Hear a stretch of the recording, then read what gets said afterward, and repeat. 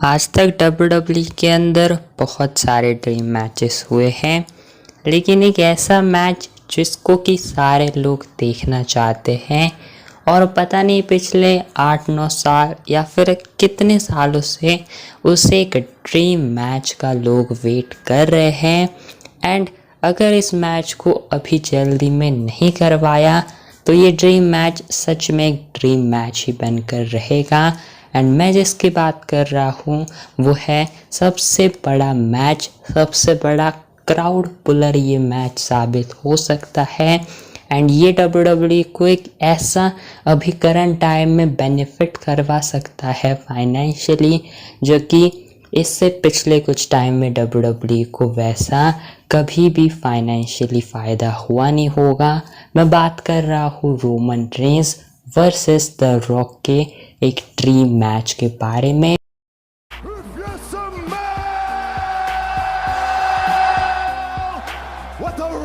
Acknowledge me. में ये दो नाम, ये ऐसे बड़े नाम हैं जिन्होंने अपने आप को इस इंडस्ट्री में इतना ज़्यादा स्टेबलाइज किया है, जिनको कि लोग उनके सिर्फ नाम से जानते हैं। लोग WWE को ना जानते हो लेकिन Roman Reigns and the rock को जानते ज़रूर हैं। लेकिन क्या एक्चुअली में इनका ये ड्रीम मैच एक ड्रीम मैच ही बनकर रहेगा?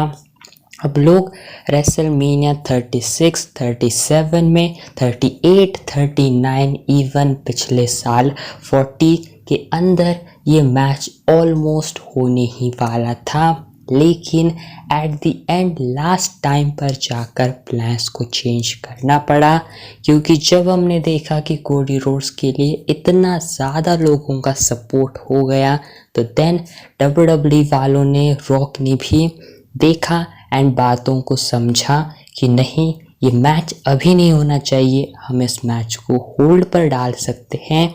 एंड स्पेशली कोडी रोड्स के मोमेंट के लिए, उनके लिए ये मैच रॉक अपना कुर्बान कर देते हैं।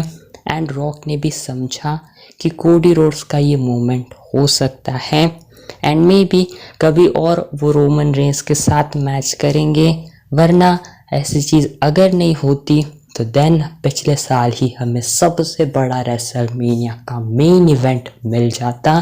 लेकिन खैर इस साल भी नहीं हुआ, जो कि मोस्ट प्रोबेबली लग रहा था कि ना ही रोमन रेंस के पास कोई टाइटल थी एंड रॉक कुछ पिछले टाइम से इन्वॉल्व भी हो रहे थे।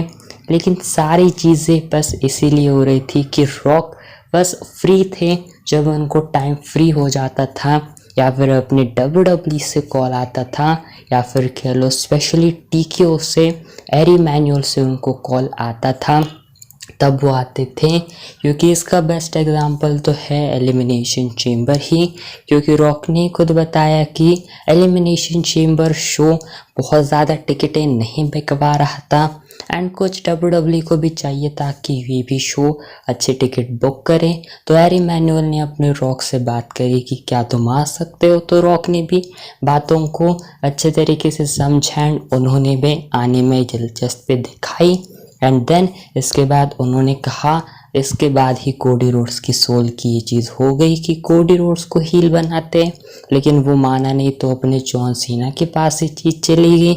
जॉन सीना ने अग्री करा एंड देन रॉक ने कहा कि चलो अब एलिमिनेशन चेम्बर के बाद मेरा कोई भी लेना देना नहीं है, तुमको ही अपने मैच को बिल्ड करना होगा। दैट मीन्स कोई भी चांस नहीं था कि रॉक अपीयर होंगे। रॉक जब फ्री होंगे तभी वो आएंगे।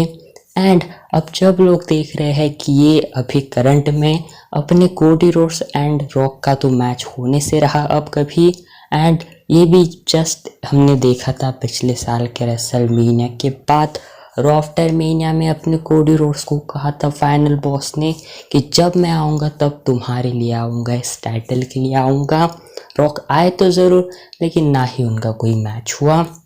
तो देन बहुत सारी ऐसी चीज़ें जो कि अभी भी स्टिल अनसॉल्व्ड है, तो इसके बारे में ज़्यादा बात करेंगे नहीं। लेकिन हाँ, अभी फ़िलहाल देखें तो जब रॉक का मन होगा या फिर कह लो जब वो खुद से फ्री होंगे एंड उनका इंटरेस्ट होगा WWE में आने के लिए या फिर जब TKO से WWE से उनको कॉल आएगा कि हमें तुम्हारी ज़रूरत है, क्या तुम फ्री हो, एंड देन तभी रॉक अपने फाइनल बॉस आएंगे। वरना अब आप कभी भी रॉक को मत एक्सपेक्ट करो कि यहाँ पर आएंगे ही ज़रूर। एंड वेल, रॉक रेसलमेनिया के टाइम घर पर ही थे, लेकिन अब जब क्या चांसेस बन रहे हैं कि अगले साल की वो रेसलमेनिया हो सकती है। जैसे हर बार हम सोचते हैं कि चलो रेसलमेनिया में नहीं हुआ तो अगले साल की रेसलमेनिया में, तो क्या इस बार भी हमें बोलना चाहिए अगली रेसलमेनिया में ये मैच हो पाएगा? तो आंसर है बिल्कुल भी नहीं, या फिर कह लो अभी के लिए तो ये मैच नामुमकिन है अगले साल के लिए, क्योंकि रॉक ने खुद कहा कि उन्होंने अगले साल से नई फिल्म की शूटिंग भी करनी है, नई पिक्चरें भी है, उनकी भी कमिटमेंट्स हैं। एंड हाँ, अपने रॉक कोई नॉर्मल आदमी तो नहीं, बहुत ही अपने रॉक स्पेशल आदमी है। तो बंदे की डेट्स होती है, ना ही उसको WWE को देखना है, अपना फिल्मी करियर भी रॉक को देखना है। एंड इसीलिए रॉक बहुत बिजी बंदा रहता है।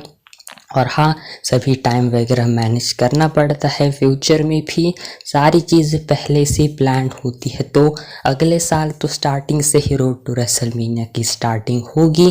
एंड बिल्कुल भी रॉक अपीयर नहीं होंगे, क्योंकि ऑब्वियसली बंदे को फिजिकली होना पड़ेगा, मैचेस में रेसलिंग करनी पड़ेगी।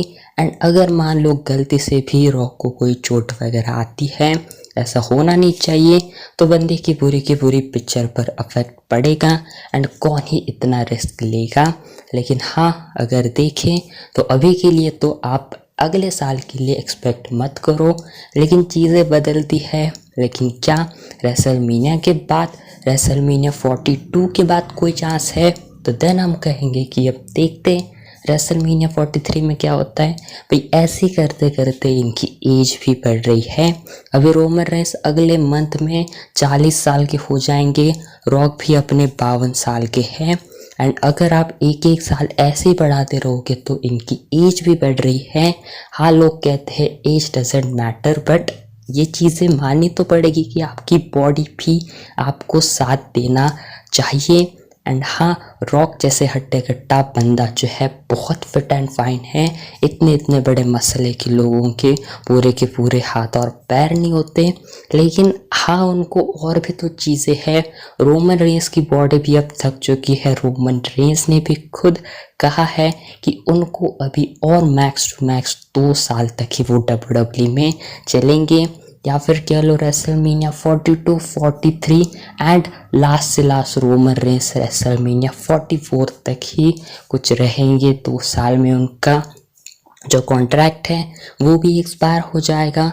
एंड देन रोमन रेंस भी अपने लाइफ में शांति चाहते हैं, एंड एक ऐसा प्रोफेशन इसके बाद चाहते हैं जिसमें उनकी बॉडी भी ज़्यादा अफेक्ट ना हो, उसको भी ज़्यादा कोई परेशानियां वगैरह हो। बंदे ने पिछले कुछ सालों में इतना हार्ड वर्क करा है। एंड हाँ, अब रोमन रेंस ने भी अपनी WWE के पूरे करियर में सारी चीज़ें कर ली है। ऐसी कोई भी अब चीज़ नहीं रही है रोमन रेंस के करियर के अंदर कि रोमन रेंस ना करे। एंड देन रेसलमेनिया 42 में तो ये मैच नहीं होगा। रेसलमेनिया 43 की बात करें तो वहाँ पे भी मुझे चांस लगता नहीं। रेसलमेनिया 44 क्या पता, अगर रोमन रेंस का मन करे लड़ने के लिए हो जाए, एंड रॉक भी अगर क्या पता उनका भी मन बदले आने वाले 2-3 सालों में, तो अगर WWE एग्री होती है, या फिर कह लो स्पेशली अपने द रॉक के पास टाइम होता है एंड एक अच्छा उनको टाइम मिलता है इस वाली स्टोरी के लिए, थोड़ा सा मूवीज से फ्री वो होते हैं। एंड अगर देखें तो रोमन रेंस के लिए WWE कभी भी उस स्टोरी को कंटिन्यू कर सकती है, क्योंकि एक ऐसी स्टोरी है जिसको आप कभी से स्टार्टिंग कर सकते हो। मतलब अभी पिछले कुछ टाइम से भी इसके कितने हिंट वगैरह हैं, तो इसके लिए WWE को ऐसी कोई दिमाग लगाने की भी बात नहीं है कि क्या हम एक बड़ी स्टोरी बना सकते हैं इनके लिए।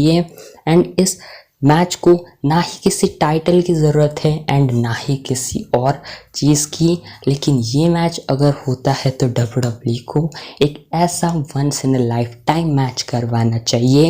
एंड हाँ, ये दूसरे भी शोज़ में हो सकता है, लाइक कोई सऊदी का शो WWE धीरे धीरे उसको भी और बड़ा बनाएगी, वहाँ पे भी रेसलमेनिया जाएगी।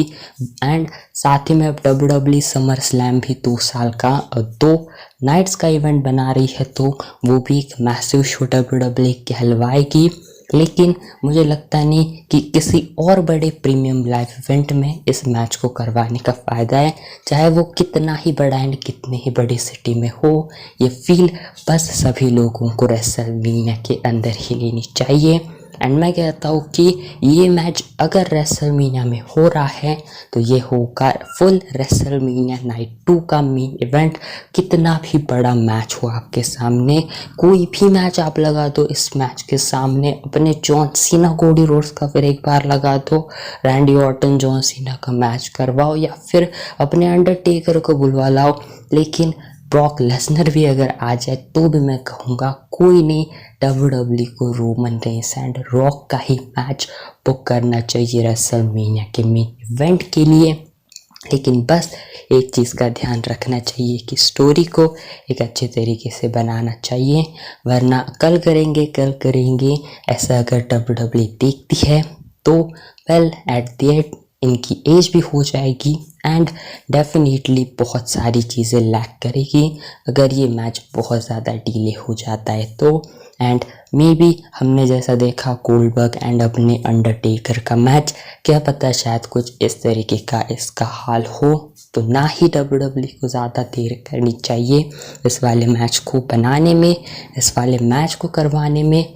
बाकी लेट्स सी, लेकिन मेरी एक ही ख्वाहिश है कि जब भी WWE इस वाले मैच को बुक करे तो ये एक ऐसा once in a lifetime experience होना चाहिए लोगों के लिए, जो कि लोग सालों साल के लिए याद रखें WWE के फ्यूचर में। एंड ये हिस्ट्री में मैच लिखा जाना चाहिए।